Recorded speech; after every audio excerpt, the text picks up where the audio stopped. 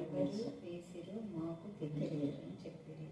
అందుకతడు మీకు క్షేమమవును కాక భయపడకుడి. మీ పితరుల దేవుడైన మీ దేవుడు మీకు మీ గోనెలలో ధనమిచ్చెను. మీ పితరుల దేవుడే మీకు మళ్ళీ మీ ధనాన్ని మీకు ఇచ్చినారు. వీళ్ళ ఇప్పుడు ఏమైంది అక్కడ? ధాన్యం వచ్చింది, డబ్బు ఉండిపోయింది. మేడం కూడా అంతే. మీరు పోగొట్టుకుంటాం మళ్ళీ మీది మీకు దేవుడు మళ్ళీ మీ దాంట్లో దేవుడు ఇస్తాడు. మీ పితరుల దేవుడు, మీ నాన్న దేవుడు, మీ దేవుడు తేజగా ముష్టి. మీ మా పితరుల దేవుడు నాకు ఇచ్చినాడు, మీ పితరుల దేవుడు మీకు ఇస్తున్నాడు. సో ఇది కంటత చేయండి. 2025లో మీకు ప్రాఫిట్ ఉంది. 25కి ఏం ఇస్తారు కదా, నేను మేడం దగ్గరికి వెళ్తున్నాను, శశి దగ్గరికి వెళ్తున్నా. ఇప్పుడు మల్లిక ఉంది. ఒకవేళ నేను నవంబర్లో పోనా తెలియదు మల్లిక దగ్గరికి. కానీ ముగ్గురికి కావాల్సిన వాగ్దానం చేయాలంటే ముగ్గురికి ఇది వాగ్దానం. ఇంకా మీ ఫ్యామిలీకి మేడం ముగ్గురికి అదే, నాకు కూడా ఇదే. నాకు ఇచ్చిన వాగ్దానాన్ని మీకు ఏమని చెప్తుంటాను. ఇప్పుడు నాకు ఇది వాగ్దానం, మీకు ఇది వాగ్దానం. ఇంకా ఒక తండ్రి మీ కృపా ప్రేమ మహదేశం బట్టి మా నాయన ప్రశస్తమైన మీ సన్నిధానికి ఎంత స్థుతించినా కూడా తక్కువే. మరి మల్లిక ఏది మా ప్రభా, మీరు రాజులకు రాజుని ప్రభులకు ప్రభుని, మీరు సర్వశక్తివంతుడని, మేము రాజులని యాజకులకు మాలో రాజకుమార్తెలుగా మేము ఉండాలనే మీరు ఇష్టపడినారు. మేము బికాలుగా ఉండడం మీకు ఇష్టం లేదు. ఒకప్పుడు మేడం మా ప్రభా అన్నీ అయిపోయినాయి అనుకున్నప్పుడు తిరిగి ఆమెకు మీరు ఇచ్చారు అని స్తోత్రం. ఆమె కొన్నది కొంచెమే కానీ తండ్రి అది అమ్మినప్పుడు దేవ నా ప్రభా కొన్ని లక్షల విలువ చేసినటువంటి ప్రాపర్టీని మేడం మీరు ఇచ్చారు. అందుకు మీకు వందాను. ప్రతి సంవత్సరం ఇచ్చే వాగ్దానం మీరు నెరవేర్చుకుంటున్నారు. 2025లో మీరు ఇవ్వబోయే ఈ వాగ్దానం ఇప్పటి నుంచే మీరు ఆ వాగ్దానాన్ని మా కోసం దాచి ఉంచిన విధానం బట్టి మీకు వందనాలు చెల్లిస్తున్నాను. ఇప్పుడు ఇచ్చిన ఈ వాగ్దానం ఇప్పటి నుంచి మీరు నెరవేర్చబోతున్నందుకు మీకు వందనాలు చెల్లిస్తున్నాను. మల్లికలో కూడా మీ నామం, మీ రక్తం మీరు ప్రకృతి దేవ నా ప్రభా, నేను ఏదైనా మా ప్రభా నా తండ్రి మరి కొన్నప్పుడు నా తండ్రి తిరిగి నాకు మీరు ఇస్తున్నారు. అలాగనే దేవ మీకే స్తోత్రం, మీకే స్తోత్రం, మీకే స్తోత్రం, మీకే స్తోత్రం, మీకే స్తోత్రం, మీకే స్తోత్రం, మీకే స్తోత్రం, మీకే స్తోత్రం. మల్లిక కూడా మీ నామం, మీ రక్తం మీరు ప్రకటించిన తండ్రి దేవ బ్యాంకులో బ్యాలెన్స్ ఎప్పుడు ఉండకుండా తండ్రి ఆమె చేతులు ఒట్టి ఖాళీ కాకుండా, మేడం చేతులు ఖాళీ కాకుండా, నాన్నమ్మ చేతులు ఖాళీ కాకుండా తండ్రి దేవ అలాగనే శశి చేతులు నా ప్రభు నా తల్లి ఆత్మకు ఆమె డాక్టర్ మరేక నా తల్లి హాస్పిటల్ ఉందండి. మరి శశి వివాహ విషయంలో కూడా లక్ష్మి దేవ సహోదరిని కూడా నా ప్రభు నా తల్లి మీ కరుణాపీఠం ఎత్తిపడుతున్నాను ఆయన. స్తోత్రం స్తోత్రం స్తోత్రం స్తోత్రం. వేరే కంట శికి నాకు ఇది కంట రైకి దేవ ఈ వాగ్దానం ఎవరి విశ్వాసం మేరకు వారికి మేము బ్లెస్ చేస్తున్నందుకు నీకు ఆలోచిస్తున్నాను ఆయన. స్తోత్రం స్తోత్రం స్తోత్రం. మేము పూర్తిగా నీ పైన విశ్వసిస్తున్నందుకు నీకు ఆలోచిస్తున్నాను. మీ నెమ్మది, మీ సమాధానం, మీ కాపుదల అన్ని గృహాలలో మా తల్లి మీరు ప్రకటిస్తున్నారు. ఒకవేళ మేము క్రిస్మస్ సందర్భంగా వెళ్ళకపోయినా దేవ నా ప్రభా వాగ్దానం స్వతంత్రించుకునే కృపను దండేసి మీరు దయచేయమని మమ్మల్ని ఆత్మ వీక్షించడానికి గొప్ప ప్రమాదం నుంచి నా తల్లి దేవ మళ్ళీ మీరు కాపాడినందుకు ఇంత ముందులో కాపాడుతున్నారు. అలాగనే కాపాడారు. ఎవ్వరు మా తల్లి దేవ డేట్ చేసి ఎవ్వరికి వెళ్ళలేదు. ఇప్పుడు కూడా నా ప్రభా వారికి ఎవరికి అంత ధైర్యం లేదు ప్రభా. నీ బిడ్డలేక ఇంటిని టచ్ చేసే ధైర్యం లేదు ప్రభా. స్తోత్రం అయినా మీకే స్తోత్రం, మీకే స్తోత్రం, మీకే స్తోత్రం, మీకే స్తోత్రం, మీకే స్తోత్రం, మీకే స్తోత్రం. మీకే వందనాలు చెల్లిస్తూ మమ్మల్ని ఆత్మ మీ చుట్టూకే సమర్పిస్తూ మరి ముఖ్యంగా సృష్టి కూడా పూర్ణ స్వస్థ ఇచ్చండి. మేడం పూర్ణ స్వస్థ ఇచ్చండి. మరి అన్నకు షుగర్ అని ఇప్పుడే విన్నా దేవ పూర్తిగా అన్నకు షుగర్ నార్మల్ చేయండి. దేవ అన్నని జ్ఞాపకం చేసుకుంటండి. అన్న కాలు చేతుల లాగా నుంచి నీరసం నుంచి విడిపించండి. రాజ్య విషయం కూడా కృపదాయించండి. శ్రీకి ఏ విధానంలో వాళ్ళు అడిగిన దానికంటే ఉంచిన దానికంటే అధికమైన మేలు కలుగజేసినట్టుగా దేవ రాజ్య కూడా నీ ఎందు భయభక్తి గల వ్యక్తితో దేవ ముఖ్యంగా మేడమును ప్రేమించే వ్యక్తిని నా తండ్రి ఈ యొక్క పెద్ద కూడా నా వచ్చులాగా మార్గం చాలా చేయండి తండ్రి. చింకుకు నా ప్రభ నా తండ్రి మరి ప్రియాంక కూడా గవర్నమెంట్ జాబ్ దయచేయండి. ఇద్దరు డాక్టర్ అయిపోయింది ప్రభ దేవా కృప దయచేయండి తండ్రి. కృప దయచేయండి ఆయన. కృప దయచేయండి, కృప దయచేయండి, కృప దయచేయండి, కృప దయచేయండి తండ్రి. దేవ పీజీసీ దయచేయండి ఆయన. జ్ఞాపకం చేసుకోమని దేవ మరలా మేము పర్యంత వరకు మీ సరిగ్గా తోడుకొచ్చి ఎంతట్లో దేవ మీ గాయపనస్తులు తోడుకొచ్చి నెమ్మది సమాధానం దయచేయమని చేస్తున్నాం. వారి ప్రతి ప్రాపర్టీని మాత్రం మీరు కంచలేమని నా చేసినంలో ప్రార్థిస్తున్నాం తండ్రి. ఆమేన్, ఆమేన్, ఆమేన్. అన్ని వేళలా ఆయన కాపాడుతుంటే గొప్పలు ఆయుష్ ఆరోగ్యం అన్ని విధాలుగా ఆమెకు సపోర్ట్గా ఇద్దరి ద్వారా ఆమె పొందాలని కోరుతున్నాను. ఆమె చేస్తున్న ప్రేయర్ అందరికీ మనుషులు ప్రేమ నింపడానికి, సత్యం నింపడానికి ఆమె ప్రయత్నం చేస్తుంది. ఆమెకు ఆయుష్ పూర్తిగా మీరు అందిస్తున్నారని పూర్తిగా నమ్ముతున్నాం తండ్రి. ఆమె ద్వారా మేమెంతో స్తోమత మరియు మేమెంతో స్వస్థత పొందినాం తండ్రి. ఆమె మాటలతో ఆమె వాకులతో మిమ్మల్ని దర్శించుకునే అవకాశం కలిగించారు తండ్రి. ఆమె దేవుని తగ్గిన భావిస్తున్నాం. మీరు అన్ని విధాలుగా కాపాడుతూ అన్ని వేళలా ఆమెను దీవిస్తారని కోరుకుంటున్నాం. ఆమె దీవెనలో మీ దీవెనలుగా మేము భావిస్తున్నాం తండ్రి. మీకు మా తరఫున ఆమె తరఫున మీకు వందనాలు తెలుస్తున్నాం.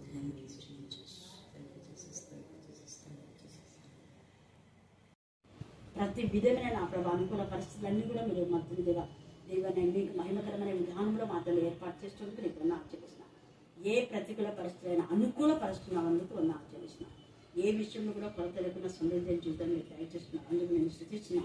ముఖ్యంగా కుమారుని విషయంలో కూడా నా ప్రభావ నీ యొక్క గొప్ప కృపను నెమ్మది సమాధానం ఇచ్చేందుకు ఆచరిస్తున్నా. దేవా బిడ్డ మరలా డాక్టర్గా జాయిన్ కావడానికి బిడ్డల ప్రయాసం లేదు, వ్యర్థం కాలేదండి. మరి ఈ విషయంలో మాత్రం దేవా మళ్ళీ కానివ్వండి, నా ప్రభావ రెడ్డప్ప కానివ్వండి, మరి నా తెలియదు కృష్ణ బ్రదర్ చేసి వీళ్ళు ఎంతగా కుమారు విషయంలో కన్నీరు కార్చారు. అద్భుతంగా వారి కన్నీటికి మీరు జవాబు దయచేసి బిడ్డ చదువు ఆగిపోకుండా కొనసాగించేలా కృప దయచేసి దేవా నీకు ఆచరిస్తున్నాను ఆయన. బిడ్డ సర్టిఫికేట్ తీసుకొని అంత మాత్రమే కాదు ప్రభావ పీజీ కూడా చేయడానికి మార్గం చాలా చేయాలి. స్తోత్రం. జస్వంత్ కూడా మీ జ్ఞానం వివేకం దయచేసి నా ప్రభావ ఉన్నత చదవడానికి మీకు కృపా సామ్రాజ్యం ప్రార్థిస్తున్నాను. మరి ముఖ్యంగా నా ప్రభావ శిశువులు పూర్ణ ఆరోగ్య బలం శక్తిని నెమ్మది దయచేయాలి. స్తోత్రం. ప్రతి అలచడి కలవడం అన్ని టెన్షన్స్ నుంచి ముఖ్యంగా మీరు విడిపించమని ప్రార్థిస్తున్నాం. ఇప్పుడు వెళుతుండగా మీ సరిగాంతి మాతో కూడా ఉంచి మరి మల్లిగా ప్రయాణంలో కూడా మీరు తోడుగా ఉండి ఆమె అనంతపురం రీచ్ అయ్యే వరకు నా ప్రభావ మీ దూతను తోడుగా ఉంచండి. మేము మరలా ఈ గృహానికి వచ్చే వరకు మీ కృపలో నీ ప్రేమలో మమ్మల్ని అందరూ కూడా బంధించమని తండ్రి కుమార తేక దేవుని దేవుడు అబ్రహాం ఇస్సాకు యాకోబుల దేవుడు వెండుగా మా తన ప్రకటించి నిశ్చయంగా మీకు తోడైంటున్న వాగ్దానం నెరవేర్చేందుకు నేను స్తుతిస్తూ ఏ స్నామన ప్రారంభిస్తున్నాం తండ్రి. ఆమేన్ ఆమేన్. సామెతలు 31వ అధ్యాయం 10 నుంచి 16 వరకు చదువుతున్నాం. గుణవతి అయిన భార్య దొరుకుట అరుదు, అట్టిది ముత్యము కంటే అమూల్యమైనది. ఆమె విముక్తి ఆమె ఎందు నమ్మిక ఉంచు, అతనికి లాభప్రాప్తికి వెలితి కాదు. ఆమె తాను బ్రతుకు దినములన్నీ అతనికి మేలు చేయను కానీ కీడేమీ చేయదు. ఆమె గొర్రెబొచ్చును అడిసెనారను వెతుకును, తన చేతులారా వాటితో పని చేయదు. భర్తకు ఓడలు దూరం నుండి ఆహారం తెచ్చినట్టు ఆయన దూరం నుండి ఆహారం తెచ్చును. ఆమె చీకటితోని లేచి తన ఇంటి వారికి భోజనం సిద్ధపరచు, తన పనకట్టలకు భత్యంగా ఏర్పరచు. ఆయన పొలమును చూచి దానిని తీసుకును, తాము కూడబెట్టిన ద్రవ్యం పెట్టి ద్రాక్ష తోటలను నాటించి దేవుడు తన పరిశుద్ధ వాక్యం దీవించి ఆశీర్వదించుగాక. దేవా మీరు ఇచ్చిన శ్రేష్టమైన సమయాన్ని బట్టి మీకు వందనాలు చెల్లిస్తున్నాం తండ్రి. బైబిల్ స్టడీ కొన్ని సంవత్సరాలుగా నిరాటంకంగా మీరు జరిగిస్తున్నందుకు ఎంత స్తుతించినా కూడా తక్కువే ప్రభావ. ఇంతవరకు మా జీవితంలో మీరు ఎన్నో మేలు చేశారు. ఈ బైబిల్ స్టడీ ద్వారా నా ప్రభావ అనేక జీవితాల్లో మీరు ఇచ్చిన రక్షణ ఆనందాన్ని బట్టి దేవా బిడ్డలు అనేక ప్రాంతంలో వెళ్ళి నేను గణపరుస్తూ నీకు సాక్షి బిడ్డలుగా దేవా నీ వాక్యాన్ని ప్రకటిస్తున్న విధానం బట్టి మీకు వందనాలు స్తుతులు స్తోత్రం చెల్లించుకుంటున్నాం. మీ రాత్రి కాలంలో ఇక్కడ చేరిన బిడ్డలు కూడా నా ప్రభావ మీ జ్ఞానాత్మతో మీరు నింపమని ప్రార్థిస్తున్నాం. సామెతలు 31:10 నుంచి నా ప్రభావ మేము కొన్ని వచనాలు చదివిండగా 26 అధ్యాయం మా ప్రభావ నా తండ్రి మేము చదవబడ్డ లేఖన భాగములన్నీ కూడా మీ కరుణాపీఠంగా ఎత్తిపడుతున్నాం. మీ నామం మీ రక్తం ప్రేమించండి, మీ జ్ఞానాత్మతో నింపడి ప్రభావ వాక్యంలో ఉన్నట్టుగా మేము నేర్చుకోవడానికి మీ కృపాసనం దయచేయగా ఈ రాత్రి కాలంలో లేఖన భాగములను కలిపి సరిపడి దుర్బోధను లేదా కల్పితమైన కథలను ద్వంద్వ మా ప్రభావ విధానంలో లేఖన భాగాలను వక్రించి చెప్పే ప్రతి ఒక్క దైవజనుని గద్దించి బుద్ధి చెప్పమని ప్రార్థిస్తున్నాం. దేవా నీ లేఖన భాగానికి కలిపిన తీసేసిన భయంకరమైన ఉగ్రతాన్ని మీరు లేఖంలో తేజగా తెలియజేసి ఉంటున్నారు. దాన్ని స్తోత్రం దేవా, మీకే స్తోత్రం, మీకే స్తోత్రం, మీకే స్తోత్రం, మీకే స్తోత్రం. పరిశుద్ధులకు మీరు తీర్పు తీర్చుకుని కదా అని మీరు సెలవించినారు. అవును ప్రభా, పరిశుద్ధులు నా ప్రభా నా తండ్రి తీర్పు తీర్చవలసిన వారైతున్నారు. ఎందుకంటే నా ప్రభా నీ వాక్యం ద్వారా ఉన్నట్టుగా తెలియచేయడానికి తప్పు మార్గంలో ఉండేవారిని తప్పు సరిదిద్దే బిడ్డలుగా మీరు తయారు చేసి దూతలకు మీరు తీర్పు తీర్చుతారని కూడా మీరు సెలవించారు. దేవా అనేక మంది దూతలు మాటకు లోబడకుండా నా ప్రభా వారు గర్వించినప్పుడు మా తండ్రి దేవా వారిని విడిచిపెట్టి నా ప్రభా క్షమించకుండా భయంకరమైన కఠిన శిక్షలో మీరు ఉంచారు ప్రభా దేవా. ఈ సత్యాన్ని ప్రతి బిడ్డ తెలుసుకున్నప్పుడు జీవితాన్ని సరిదిద్దుకోవడానికి భయపడి దేవునికి లోబడి జ్ఞానం దయచేది కాక ఈ రాత్రి కాల సమయంలో మా ప్రభా చేరి వచ్చిన ప్రతి కుటుంబాన్ని మీ కరుణాపీఠంలో ఎత్తిపడుతున్నారు. ఏంటి చెప్పండి? లేదా ఇర్మియా తల్లి. ఏంటి చెప్పండి? ఇర్మియా తల్లి గురించి ఇక్కడ అంతగా రాయబడలేదు, వేరే గ్రంథాల్లో రాయబడింది. ఇక్కడ ఇర్మియా తండ్రి పేరైతే రాయబడింది. ఇర్మియా 1వ అధ్యాయము, ఇర్మియా 1వ అధ్యాయము 1-2 వచనాలు చదవండి. బెన్యామీను దేశమందరి అనాథోతులో కాపురమున యాజకులలో ఒక్కడై హిల్కీయా కుమారుడైన ఇర్మియా వాక్యుడు. ఏం పేరు? ఇర్మియా తండ్రి పేరు హిల్కీయా. చెప్పండి, ఏం పేరు? అంటే చెప్పాలా? హిల్కీయా. హిజ్కియా కాదు, అందుకనే వాక్యం చెప్పేవాళ్ళు అక్షరం కూడా కొన్ని తప్పుకోకూడదని దేవుడు చెప్పాడు. మనం చెప్పేటప్పుడు చాలా చాలా జ్ఞానంతో చెప్పాలి. ఒక్క అక్షరం కోల్పోతే దాని అర్థమే మారిపోతాయి. హిజ్కియా రాజు, యూదులు వాళ్ళు. వీళ్ళేమో హిల్కియా ఏమో ఎవరు? యాజకులు. వీళ్ళు యాజకులు, వాళ్ళు రాజులు. ఇక్కడ యాజకుడి యొక్క కుమారుడు ఇర్మియా. యాజకులు బాగా దేవుని మందిరంలో హాయిగా అక్కడ ఉన్నటువంటి వాళ్ళందరూ కూడా వాళ్ళే భోజనాలన్నీ తయారు చేస్తారు. ఊరికే వీళ్ళు ఆ దేవుని నామాన్ని కనపరిచి స్తుతించి చేసింది బాగా దేవుని మహిమస్తూ తినాలి. శ్రేష్టమైన పదార్థాలు వాళ్ళకు ఉంటాయి. అంత శ్రేష్టమైన విధానంలో ఉన్నటువంటి ఇర్మియా అసలు ఎంత బాధాకరమైన సిచ్యువేషన్లో ఒక్క పూట కూడు మాత్రమే తినే పరిస్థితిలో ఇర్మియా ఉంటాడు. కారణం ఏంటంటే దేవుని నామం గణపరచడానికి దేవుడు ఇర్మియాకు ఏమని చెప్తా అంటే, ఇదిగో నీ నోట నా మాటలు ఉంచున్నాను, నేను ఏం చెప్తే నువ్వు అది చెప్పాలి అంటాడు. అప్పుడు ఇర్మియా అంటాడు, ప్రభు నేను బాధడం కదా, వాళ్ళంతా రాజులు అధిపతులు, నువ్వేమో అధిపతులకు రాజులకు కొంతమంది ప్రవక్తలు కూడా ఈ విషయం చెప్పమని చెప్తారు. వాళ్ళు నేను అలా చెప్తే ఊరుకుంటారో వాళ్ళు దేవుడు చెప్పిందన్నీ కూడా గద్దింపులు హెచ్చరికలు రాబోయేటటువంటి ఉగ్రత అంటే అది శాపములకు దేవుడు చెప్పబోయేటటువంటి ముందే హెచ్చరిక. ఉగ్రత రాలేదు, వస్తుంది అని చెప్తాడు. దాన్ని సరిదిద్దుకుంటే బాగుంటాయి. దిద్దుకోకుండా గర్వించి అలాగే ప్రవర్తించి మాకు శాపిస్తున్నాడు అంటే వాళ్ళని ఎవరేం చేసుకోలేదు. ఇక్కడ దేవుడు ఇర్మియాతో ముందే చాలా చాలా హెచ్చరిక చేస్తాడు. ఈ యొక్క ఎవరెవరు అంటే ఇక్కడ రాజులు ఉన్నారు కొంతమంది.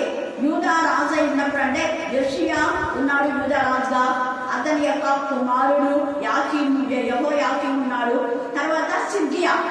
ఈ ముగ్గురు ఉన్నటువంటి విధానంలో ఇర్మియా దేవుని యొక్క లేఖన భాగాల్లో దేవుడు వాళ్ళకి ఏం చెప్తే చెప్తూ ఉంటాడు. ఇక్కడ ఇర్మియా తల్లి ఇంతగా గర్భంలో నింపబడక మునిపే దేవుడు ఇర్మియాని ఏర్పాటు చేసుకున్నాడు అంటే అది ఇర్మియా యొక్క ఇది కాదు కానీ తల్లి యొక్క భయభక్తి. హల్లెలూయా, హల్లెలూయా, హల్లెలూయా. తల్లి యాజకుడి యొక్క భార్య. యాజకుడి యొక్క భార్య ఎల్లప్పుడూ వాక్యంలో ప్రాంతంలో ఉండాలి. ఎప్పుడు దేవుని భయభక్తి కలిగి ఉండాలి. సంఘానికి వచ్చే వాళ్ళందరినీ కూడా ఆదరించి వాళ్ళని హెచ్చరించి వాళ్ళ కోసం ప్రార్థన చేయాలి. అంతేగాని రాజకీయం చేయకూడదు. గుర్తుపెట్టుకోండి. ఎప్పుడే కానీ యాజకులు అంటే దైవజనుల పాస్టర్ కానీ పాస్టమ్మ కానీ ఎవరైనా సేవకులు వాక్యం చెప్పాలి. ఉన్నట్టుగా ఏమైనా తప్పు ఉంటే సరిదిద్దాలి. అంతేగాని రాజకీయం చేయకూడదు. రాజకీయం చేసే వాళ్ళను యాజకులుగా దేవుడు పిలవడడు. అలా చేస్తే ఖచ్చితంగా దేవుడు ఉద్ధరిస్తుంది. దేన్ని ఎందుకు వాళ్ళని పిలుస్తాడో దానిలోనే వాళ్ళు ఉంటారు. ఇక్కడ ఈమె యాజకుడి యొక్క భార్య కాబట్టి ఎప్పుడూ లేఖన భాగాలు దేవుని సన్నిధిలో ప్రార్థన వాక్యము ఇలాగ ఉన్నందుకు ఈ యొక్క ఇర్మియా గర్భంలో ఉన్నప్పుడే దేవుడు ఏర్పాటు చేసుకుంటున్నాడు. అందుకే అంటాడు చూడండి 4-5 వచనాల్లో, యెహోవా వాక్కు నాకు ప్రత్యక్షమై ఇలాగ సెలవించెను, గర్భంలో నేను నిన్ను రూపింపక మునిపే జగత్తు పునాది వేయబడకముందే దేవుడు మన అంటే ఎవరో తెలుసు. మా అమ్మ కూడా అది ప్రవచనం. నాకు కూడా అమ్మకి ఇచ్చారు. నేను పుట్టినప్పుడు విశ్వంధర గారు పేరు పెట్టి చెప్పారు. తర్వాత నేను పరిశుద్ధాత్మతో నింపబడినప్పుడు నేను ఎవరో వాళ్ళకి తెలియదు. అసలు వాళ్ళకి తెలియదు కూడా సరిగా రాదు. మనోహర్ బ్రదర్ కానివ్వండి, దినకరన్ అంకుల్ కానివ్వండి, వీళ్ళకి రాదు. అంత మందిలో పేరు పెట్టి పిలిచి గర్భంలో రూపబడక మునిపే దేవుడు నిన్ను ఏర్పాటు చేసుకున్నాడు. స్టేజ్ దగ్గరికి రండి, సలోమి సలోమి సలోమి 3 times పిలిచాను. ఫస్ట్ టైం పిలిస్తే నేనేమనుకున్నా, ఎంతమందో సలోమి ఉంటాను, నేను రాదని అనుకున్నాను. సెకండ్ టైం పిలిచేటప్పుడు నాకు తెలియకుండా నా కాళ్ళ కింది నుంచి, మనకు మామూలుగా ఇప్పుడు నది నీళ్ళలో పోతుంటే కాళ్ళు అంతా కవి కిందికి పోతాయి. అట్లా పరిశుద్ధాత్మ నా కాళ్ళను లేపుతుంది, అంటే ముందుకు పోవడానికి. సెకండ్ టైం పిలిచాము. థర్డ్ టైం పిలిచాము. మేము ఎంత ఉన్నాం, ఒక 25 మంది దాకా మా గ్రూప్ ఉందన్నమాట. అప్పటికి మేము సేవ చేస్తున్నాము. అదే మనం వచ్చినప్పుడు పోలీస్ పెళ్లి వేసుకున్నాం. అప్పుడు బ్రదర్ చెప్పారు. బ్రదర్ అంటే ఇప్పుడు నా దగ్గరకు వచ్చి ఆ చర్చిలో నా తలపైన చేయబెట్టి చెప్పారు మా బ్రదర్. కానీ అక్కడ దినకరంతో అసలు నేను తెలియదు, ఎవరో తెలియదు, కనపడదు కూడా. అంతమంది, కొన్ని లక్షల మందిలో. అయితే వెంటనే నాకు తెలియకుండా నా గ్రూప్ వాళ్ళందరూ ఉన్నా, నాకు తెలియకుండానే నేను స్పీడ్గా వెళ్ళిపోతున్నా. ఫస్ట్ ఆత్మ తీసుకొని పోతుంది. వాళ్ళ మాటలు నాకేం వినిపించాలి. వాళ్ళు అంటున్నారంట, అక్క ఎక్కడికి ఎంతమందిలో మళ్ళీ మనం పోతాం, మనమంతా గుంటూరు వెళ్ళలేము, మన బ్యాచ్లో మనం ఎక్కడ ఉండాలి ఇంతమందిలో, కాబట్టి ఎక్కడికి అని నా వెంటనే ఒక 5-6 మంది వచ్చారు. నేను స్టేజ్కి ముందుకు పోతే వెంటనే బ్రదర్ అప్రైట్ చేసి చెప్తా ఉన్నా, అనేక ప్రాంతాలకు నేను కంప్లీట్ చేస్తున్నాను. హల్లెలూయా, హల్లెలూయా. గర్భంలో రూపబడక ముందే, జగత్తు పునాది వేయబడక ముందే దేవుడు కొందరు ఏర్పాటు చేస్తున్నాడు. ఇక్కడ 80 కూడా అంతే. అందుకే అదే ప్రవచనాన్ని ఇక్కడ తెలియజేస్తూ ఉన్నాడు. గర్భంలో రూపబడక ముందే నేను చెప్తున్నాడు చూడండి, జనములకు ప్రవక్తగా నేను నియమించుకుని, అందుకు అయ్యో ప్రభువు యెహోవా చిత్తగించుము, నేను బాగానే మాట్లాడడం నాకు శక్తి చాలదని నేను అనగా, నేను ఇంకా ఆత్మ పొందుకున్న తర్వాత ఇంకెన్నోసార్లు ఈ యొక్క దినకరణంతో మనోహర్ బ్రదర్కు అప్పుడు ఈ సెల్ ఫోన్స్ ఇవన్నీ లేవు, లెటర్స్ అనమాట. నేను ఎక్కడికి వెళ్ళాను, నాకు ఎక్కడ అంటే బస్సులకి వెళ్ళేది అలవాటు లేదు బ్రదర్. నాకు అంకుల్కి అయితే దినకరణం అయితే అంకుల్ అని రాస్తా. అంకుల్ మీరేమో ఎన్నెన్నో ప్రాంతాలకు వెళ్తారని మీరు చెప్పారు, నాకు బస్సు పడదు కూడా, ఎక్కువ ప్రయాణం చేయాలి. కానీ నేను ఊరికే ఇప్పుడు నాకు టీచర్గా పనిచేస్తున్నాను కాబట్టి కర్నూలు నిలబడ జస్ట్ 10 minutes మాత్రమే, ఎక్కువ ఊళ్ళకి వెళ్ళాలి అనేసి నేను నా డౌట్స్ వాళ్ళతో చెప్పేదాన్ని. అప్పుడు వెంటనే దేవుడు నేను కొనిపడతాడు. కొండ ప్రదేశంలో పెద్ద పెద్ద ఊళ్ళకి, చాలా సిటీస్లో దేవుడు అట్లానే, బాంబే, చెన్నై, తర్వాత వేరే వేరే రాజస్థాన్, వేరే వేరే రాష్ట్రాలన్నీ కూడా, ఇంకా కాకినాడ, ఈ తూర్పుగోదావరి, ఇలాగా దేవుడు మహారాష్ట్ర, అంతట్లో దేవుడు నడిపించినప్పుడు అప్పుడు వాగ్దానం నెరవేర్చబడింది. నాకు ముందే వచ్చేదన్నమాట, రెక్కలు వచ్చి నేను అన్ని కొండలు మీద ఎగిరిపోతాను, మీకు కూడా చెప్పారు సార్. అది ఏంటి అట్లా వెళ్తున్నాను, నేను మనిషిని కదా, నేను ఇట్లా పైకి ఎగురుతున్నాను అనుకున్నాను నేను. కానీ తర్వాత నాకు ఆ దర్శనం బ్రదర్ వాళ్ళు చెప్పేది గుర్తొచ్చింది. ఇర్మియా కూడా వాళ్ళ తల్లి భయభక్తి కలిగారు. మా మమ్మీ నన్ను ప్రెగ్నెంట్గా ఉన్నప్పుడు బైబిల్ దాంట్లో ఆమె ప్రైజ్ వచ్చినాక పెద్దది గోల్డ్ బైబిల్ ఇచ్చినాను, మిషనరీస్ మన దూరవాళ్ళకి గిఫ్ట్ ఇచ్చినాను. ఎక్కువ చదివేదంట వాక్యం. అలాగే ఎవరైతే ఎక్కువగా, నేను అందుకే చాలామంది గర్భిణీ స్త్రీలుగా ఉన్న వాళ్ళకి ఎక్కువ వాక్యం చదవండి అని చెప్తాను, ఎక్కువ ప్రార్థన చేయండి, వాక్యం చదవండి అని చెప్తున్నా. అప్పుడు వాళ్ళు ఎక్కువ షేన్ అవుతారు ఆత్మీయంగా. హల్లెలూయా, హల్లెలూయా, హల్లెలూయా. హైమాద్రి వాళ్ళమ్మ చిన్నప్పటి నుంచి ఆ పాటలు పాలిస్తే ఇక్కడ తీసుకొని వచ్చారు, రాత్రి ట్రైన్లో. అలాగే ఉన్న వాళ్ళంతా ఇప్పుడు ఆత్మీయంగా షేన్ అయిపోతారు. ఇక్కడ ఈ యొక్క ఇర్మియా తల్లి ఆ విధంగా ఆత్మీయంగా ఉండింది. అందుకే గుణవతి అయిన భార్య దొరుకుట అరుదులు, అటువంటి నిత్యం కంటే శ్రేష్టమంట. తర్వాత ఆమె దొరికిన ద్వారా మేలు అంట, భార్య దొరికిన వాళ్ళకి మేలు దొరికింది. మరి యొక్క ఇర్మియా యొక్క తల్లి నిజంగా ఆ కుటుంబానికి మేలు చేసే విధానంలో ఉంది. ఇర్మియాని బట్టి దేవుడు ఆ కుటుంబాన్ని, యాజకుడిని, ఆ కుటుంబాలన్నీ కూడా ఆశీర్వదించినారు. అందుకని ఇక్కడ ఈ మాట తెలియజేస్తూ ఉన్నాడు. తర్వాత మీరు అయితే సామెతంతా మీరు చదువుకొని 31వ అధ్యాయంలో చాలా విషయాలు ఉన్నాయి. వాళ్ళు కష్టపడి పని చేస్తారు, పని చేయకుండానే భోజనం చేయదు, అన్న జ్ఞానం కలిగి నోరు తెలుస్తుంది, కృప కదా ఉపదేశం చేయదు. అలాంటి తల్లి ఇర్మియా యొక్క తల్లి. అయితే ఈ ఇర్మియా ఇలాగ ఉన్నప్పుడు దేవుడు ఎవరికి పడితే వాళ్లకు పోయి ఈ విషయాన్ని చెప్పమంటే ధైర్యంగా, బాలుడమ్మా నేను చెప్పలేనంటే నువ్వు చెప్పాల్సిందే, బాలుడనే అనొద్దు. నిన్న కూడా ఒక అమ్మాయి, నేను చిన్నదాన్ని కానీ లేకపోతే లేచి బాగా మాట్లాడాలని ఉందక్క అని నాకు కాల్ చేశాను. నువ్వు చిన్నదాన్ని కానీ గట్టిగా మాట్లాడని చెప్పాను. ఆ అక్క మాత్రం అక్క మాట్లాడుతుంటే అక్కకు కూడా రోషం వచ్చిందంట, వచ్చి మాట్లాడాలని అనేసిందంట కూడా. నేను చిన్నదాన్ని అయిపోయాను, లేకపోతే ఇట్లా నా మీరు చేసేది అనిందంట కూడా. హల్లెలూయా, హల్లెలూయా, హల్లెలూయా. ఇక్కడ ఇర్మియాతో అదే అంటాడు, నువ్వేమి చేయొద్దు, నేను చెప్పింది చెప్పు, వాళ్ళు ఏమన్నా చేసుకొని. ఇక్కడ అంటున్నాడు ఏమని, ఇశ్రాయేలు దేవుడైన యెహోవా నాకు ఇలా సెలవిచ్చుచున్నాడు, నీవు ఈ క్రోధపు మధ్య పాత్రను నా చేతిలో నుండి తీసుకుని నేను నిన్ను పంపుతున్న జనములన్నిటికీ దాన్ని త్రాగించమన్నాడు. ఇది చెప్పమనేది కాదు, త్రాగించమన్నాడు. నా చేతిలో నుంచి తీసుకో. దర్శనం చూడండి, ఆ క్రోధ పాత్రను తీసుకుంటే వాళ్ళకి తాగించాలంట. రాజులకు ఈ యాచకుడి యొక్క కొడుకు పోయి చిన్నోడు పోయి తాగడాలు తాగుతారా? ఎందుకు అక్కడైపోయారు, కానీ తాగించాలి అంటున్నాడు. ఇక తాగించు అంటున్నాడు. వారు దాన్ని తాగి సొక్కి సోడుచు నేను వారి మీదకి పంపుతున్న ఖడ్గమును బట్టి వారు ఏమవుతారట? వెర్రి వాటిలో గురులు. ఎందుకంటే ఎన్నిసార్లు ఇర్మియా చెప్పినా కూడా ఇర్మియాని ఏం చేస్తారు? కొడతారు. 20వ అధ్యాయంలో ఇర్మియా మీరు ఇలా చేయొద్దండి అంటే ఇర్మియాను కొడతారు. అక్కడ చూడండి 20వ అధ్యాయము 2వ వచనం. ప్రవక్త అయిన ఇర్మియాను కొట్టి యెహోవా మందిరముందున్న బెన్యామీను వీధి గుమ్మముల వద్ద నుండి బొండలో అతని వేయించాను.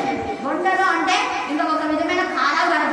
దాంట్లో వేస్తే నువ్వు మాకు ప్రవచించావు కదా, నాకేం చెప్పావు కదా, అక్కడ ఇవ్వ అని తాళం వేసేసి అక్కడ వేసేసారు. చూడండి, కానీ ఇర్మియా అక్కడి నుంచి కూడా దేవుడి నామమును కనపరిచాడు. హల్లెలూయా, హల్లెలూయా. యథార్థంగా మీరు దేవుడి మాటలు వినకపోతే దేవుని ఉగ్రత వస్తుంది అని ముందే చెప్పాడు. చెప్తే మాకు నువ్వు శాపం పెడతావా, మాకు దేవుడు ఉగ్రత నుంచి ఎట్టావా?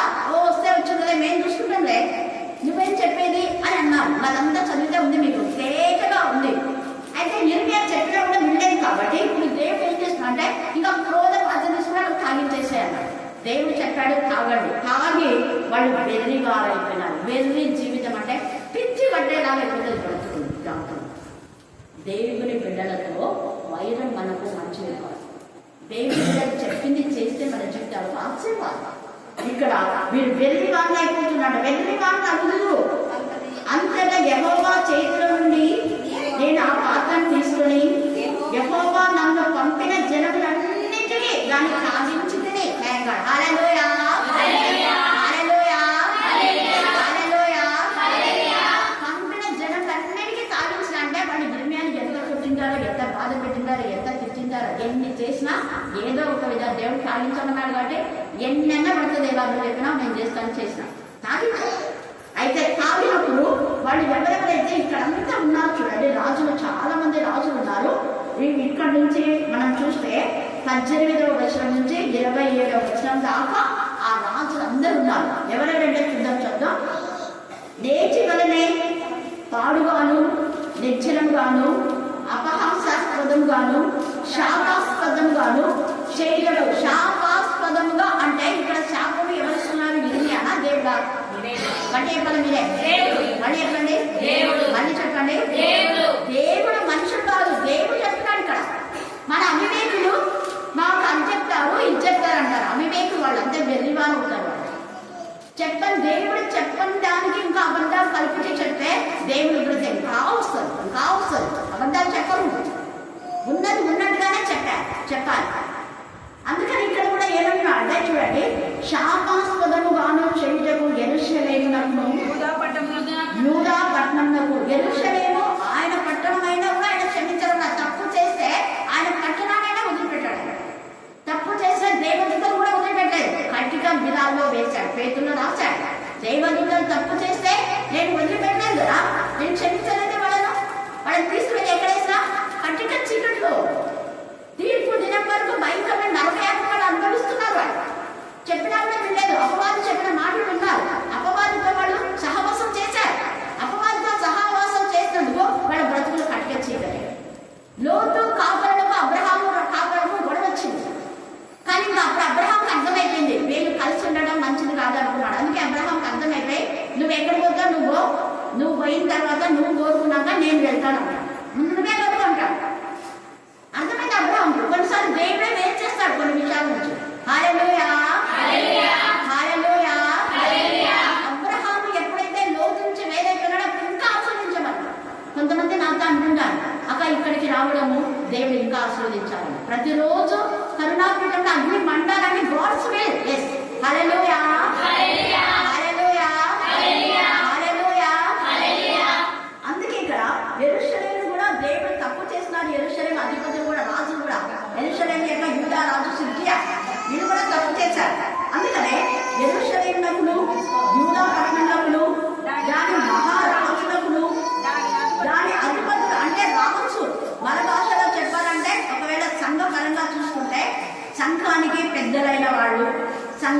కాపరైన వాళ్ళు, కమిటీలు, ఇక ఎవరైనా ఉంటారు వాళ్ళందరితో మాట్లాడతాం. ఏమని క్షమించండి దేవుడు. ఎంత తేలిగా మాట్లాడుతున్నాడు చూడండి. దాని అధిపతులకు లాగించింది. ఎందుకు? అధిపతులు దేవుడికి విరోధంగా చేస్తున్నారు, న్యాయం చేయకుండా. ఎప్పుడైతే అధిపతులు న్యాయబద్ధమైన విధానాన్ని వాళ్ళు అతిక్రమిస్తారో, ఆ అతిక్రమించినప్పుడు ఏదో ఒక రోజు ఎదురుస్తారు. వీళ్ళు వచ్చే వరకు విరవిగారు, నాకేం కాదులే. కానీ ఇప్పుడు హఠాత్తుగా వచ్చింది. అధిపతులను వదిలిపెట్టలేదు, రాజులను వదిలిపెట్టలేదు. ఎంత తేలిగా మాట్లాడుతున్నాడు. అధిపతులకు ఎందుకంటే మాకు అధికారం ఉంది, మేము ఎంత చేస్తే అది చెల్లిపోతుంది అనుకుంటున్నాను. అధికారులకు ఎవరున్నారు? అధికారి దేవుడు. హల్లెలూయా, హల్లెలూయా, హల్లెలూయా. అందుకని అధిపతులకు తాగించితిని మరియు ఐగుప్తు రాజైన ఫరో. ఇక్కడనేమో యెరూషలేము అంటే దేవునికి సంబంధించిన ప్రత్యేకించి ప్రతిష్ఠించిన పట్టణం అయినా తప్పు చేస్తే విడిచిపెట్టలేదు. ఇక్కడ వీళ్ళేమో అన్యులు.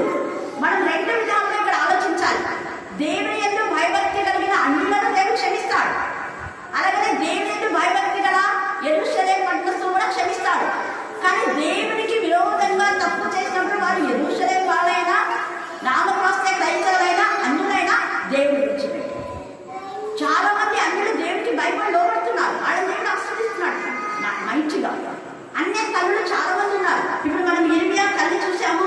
ఇర్మియా తల్లి యాజకుని భార్య, ఆమె దేవుని భయభక్తి గల స్త్రీ కాబట్టి ఆస్వాదించబడిందని మనం అనుకోవచ్చు. కానీ సిప్పోరా అన్యురాలైనా దేవుని భయభక్తి కలిగింది, దేవుడు ఆస్వాదించాడు.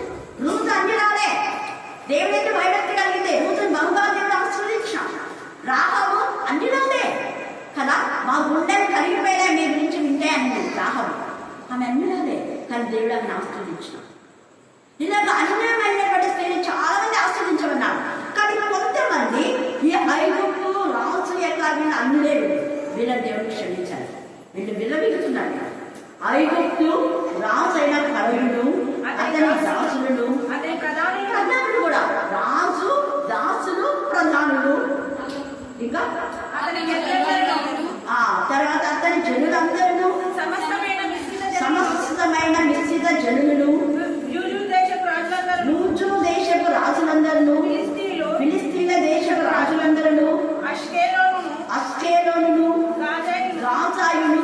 గాజా ఇప్పుడు కూడా శిక్ష అనుభవిస్తుంది. గాజా 1-2 సార్లు చేసిన తప్పు నేను క్షమించనని ఆమోత్సరం ఎక్కాడు. గాజా అప్పుడెప్పుడో దేవుడు చేసిన ప్రవచనం ఇప్పుడు నెరవేరుతుంది కొన్ని సంవత్సరాల తర్వాత. వాడు అప్పుడు అనుకున్నారు విరవిగా, ఏం తర్వాత నేను దేవుడు వినడం క్షమిస్తాడు. కానీ ఇప్పుడు అనుభవిస్తున్నారు. అందుకే ఇక్కడ తేజవంతుడు వాక్యంలో ఎక్రోను ఇవన్నీ ఆ చుట్టుపక్కల ఉన్న ప్రాంతంలో ఇప్పుడు అనుభవించేవన్నీ చుట్టుపక్కల ఉన్న ప్రాంతాలే ఇవన్నీ కూడా. ఎదోమీయులు, మోయాబీయులు, ఎదోమీయులు, అమ్మోనీయులు, తూరు రాజులు, సిదోను రాజులు, సముద్రపు ఆవలి ద్వీపపు రాజులు, దదానీయులు, తేమానీయులు, భూజీయులు, గడ్డపు ప్రకారం కత్తరించుకున్నారు. అంటే వీళ్ళంతా కూడా జస్ట్ ముస్లిమ్స్ లాగా ఉన్నారన్నమాట. వీళ్ళంతా ఒక తెగ. వీళ్ళందరూ కూడా ఇంకా అరబీ దేశస్తులు అంటారు. అక్కడ కూడా ముస్లిమ్సే ఉంటారు. అరబీ దేశంలో అరబీలో నివసించు నిశ్చిత జనం అంటే అక్కడ మనలు ఉన్నారు, వేరే వాళ్ళు ఉన్నారు. మన భారతదేశంలో నిశ్చిత జనం అంటే మన భారతదేశంలో చూడండి తేటగా రాయబడింది. మిశ్రిత జనముల రాజులందరూ, మిశ్రిత జనం అనేది భారతదేశంలోనే. ఎంత తేడా ఎస్ఏలో ఇండియా రాయబడింది. భారతం కూడా ఇండియా, హిందూ దేశం కాదు, ఇండియా భారతదేశం. తర్వాత చూడండి ఇక్కడ వీళ్ళందరికీ సాగిస్తున్నారు. ఇంకా చాలా ఉన్నాయి. అయితే వీళ్ళందరికీ దేవుడు ఏం చేస్తున్నారు అంటే 27లో నీకు వారితో ఇలా చెప్పులు, ఇశ్రాయేలు దేవుడును సైన్యములకు అధిపతియునైనా యెహోవా సెలవిచ్చున్నాడు, నేను మీ మీదికి పంపబోవు యుద్ధము చేత రాగి మట్టిని కప్పుకొనిన వారి వలనే మీరు మరలా లేవకుండా పడగరు. అట్లా దేవుడు ఇక్కడ అనుకుంటారు. ఇప్పుడు దేవుడికి విరోధంగా చేసినటువంటి ఈ యొక్క దూతలందరూ కూడా కఠిన దినాల్లో ఉన్నారు. ఇంకా మళ్ళీ లేకున్నారు, వాళ్ళు లేవలేకుండా మళ్ళీ రాలేదు. వాళ్ళు దేవుడి సన్నిధికి వెళ్ళలేరు. వాళ్ళు వెళ్ళకుండా అక్కడ దేవుడు వాళ్ళను బంధించేస్తారు. కానీ ఆత్మలు దురాత్మ ప్రేతాత్మలై వాయుమండలంలో తిరిగి మనుషుల యొక్క శరీరంలోకి ప్రవేశించి అయితే మన వాళ్ళతో పోరాడి మనం విషయం కాదు. మనం పోరాడినది శరీరంతో కాదు, ప్రస్తుత అంధకార సంబంధులకు ఎవరంట లోకనాలు. ఎఫెసీయులకు రాసిన పత్రిక 6వ అధ్యాయంలో ప్రస్తుత అంధకార సంబంధం చీకట్లో ఉండే వాళ్ళు వీళ్ళు చీకటిని ప్రేమించినారు కాబట్టి ఈ దురాత్మలు వాళ్ళలోకి పోతాయి. అంటే దైవజంలో పోతాయి, కొంతమంది సంఘ పెద్దలకు పోవచ్చు, సెక్రటరీ, ట్రెజరర్, ఇంకా కొంతమంది వీళ్ళలోకి పోయి ఈ పనులు చేస్తాయి. ఏ పనులు అంటే అక్రమమైన విధానం. అందుకని జకర్యా 5వ అధ్యాయంలో తేజగా అక్కడ రాయబడింది అనమాట. ఒకటి పుస్తకం అక్కడ బయలుపెడుతుంది. అది ఏంటంటే అప్రమాణికుల ఇళ్లలో అది ప్రవేశించడానికి వెళుతుంది అనే మాట ప్రవచన రూపకంగా అక్కడ పరిశుద్ధ ఆత్మదేవుడు మాట్లాడతారు. ఎంత చక్కగా మీరు తర్వాత మీరు చదువుకోండి. జకర్యా 5వ అధ్యాయంలో తేజగా ఉంది. ఆ తర్వాత మనం చూస్తే ఇక్కడ నహుము 25వ అధ్యాయం 14 వచనం చదవండి. నహుము కాదు, సంఖ్యాకాండము 25:14.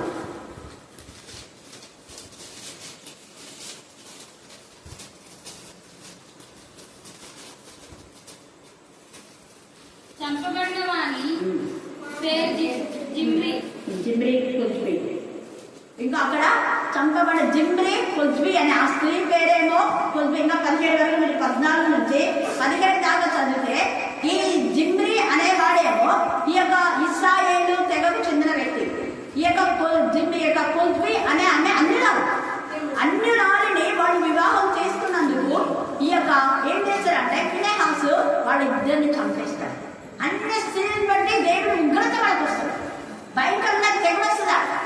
అదంతా మీరు 14 నుంచి 17 దాకా మీరు చదువుకుంటే అదంతా మీకు అర్థమవుతుంది. ఆ స్త్రీ అన్య స్త్రీ, ఆమె మళ్ళా ప్రధానుడి యొక్క కుమార్తె, వదిలిపెట్టాడు. ప్రధానుడి కుమారుడైనా దేవుడు వదిలిపెట్టాడు, తప్పు చేస్తుంది. ఆమె అన్య స్త్రీతో దేవుని పిల్లలు సహకరించినందుకు దేవుడు క్షమించాలి. అది చదవండి, మీకు ఎంత బాధాకరమైన సిచ్యువేషన్. కీర్తన 106:30లో ఫినెహాసు లేచి పరిహారం చేయగా ఆ తెగులు ఆగిపోయినా ఉంది. అంటే ఈ యొక్క కొజ్బీ అనేటువంటి స్త్రీని ఆ యొక్క జిమ్లీ అనే ఆ వ్యక్తి తీసుకొని వస్తాడు గుడారంలోకి, ఇశ్రాయేలుల ప్రదేశంలోకి. ఇంకా లోపలికి కూడా పోలా, దేవుడి మందిరంలో కాదు, కేవలం గుడారంలోనికి తెస్తే ఈ ప్రదేశంలోకి అన్నిరాలు తీసుకొస్తావా అని వెంటనే కోపం వచ్చేసి వాళ్ళిద్దరిని చంపి పడేస్తారు. అప్పుడు తెగులు ఆగిపోతుంది. ఫినెహాసు చేసే పనికి దేవుడు సంతోషిస్తాడు. దాని అర్థం ఏంటంటే అన్యులతో, దేవుడికి భయభక్తి గల అన్యులతో మనం కలవచ్చు, కానీ దేవుడికి విరోధంగా ఉన్న వాళ్ళతో మనం కలవకూడదు. ఘోరము మనం చూస్తే దేవుడికి విరోధంగా చేసే వాళ్ళ కొడుకులు దేవుడికి మహిమకరంగా ఉన్నారు. అలాగనే మనం చూస్తే కొర్నేలి అన్యుడే, కానీ కొర్నేలి ఏం చేశాడు, దేవుడి ఎందుకు భయభక్తి గలవాడు కాబట్టి అతనితో కలిసి దేవుడిని కనపరిచాడు. అన్యులు చాలా మంది. అలాగే మత్తయి సువార్త 15లో కూడా ఆడ కనాను స్త్రీ, సురేఫ్కని స్త్రీ, ఆమె అన్యురాలే, కానీ ఆమె దేవునికి విధేయత కలిగింది కాబట్టి దేవుడే ఆమె ప్రశంసించాడు. దేవుని ఎందుకు భయభక్తి గల వాళ్ళు ఎవరైనా దేవుడు క్షమిస్తాడు. దేవుడు ఎందుకు భయభక్తి లేకుండా ఉంటే వాళ్ళు ఎవరైనా దేవుడు మరి క్షమించాలి. శిక్షించకుండా మానడు, ఖచ్చితంగా శిక్షిస్తాడు. ఇక్కడ ఇది మీరు చదివి బాగా ఈ యొక్క సంఖ్యాకాండం 25వ అధ్యాయం చదవండి, చాలా విషయాలు మీకు దేవుడు బయలుపరచాలి. తర్వాత మనం చూస్తే ఇక్కడ చూడండి, జెఫన్యా 2:1 కూడా సిగ్గు మారిన జనగారా అంటాడు. వీళ్ళని అదే సిగ్గు లేకుండా ఒక అమ్మాయిని తీసుకొచ్చావా నువ్వు అని. అలాంటి వాళ్ళను పాలెంలో కూడా రానివ్వదు. మరి మనం మందిరాల్లోకి తీసుకుంటాం.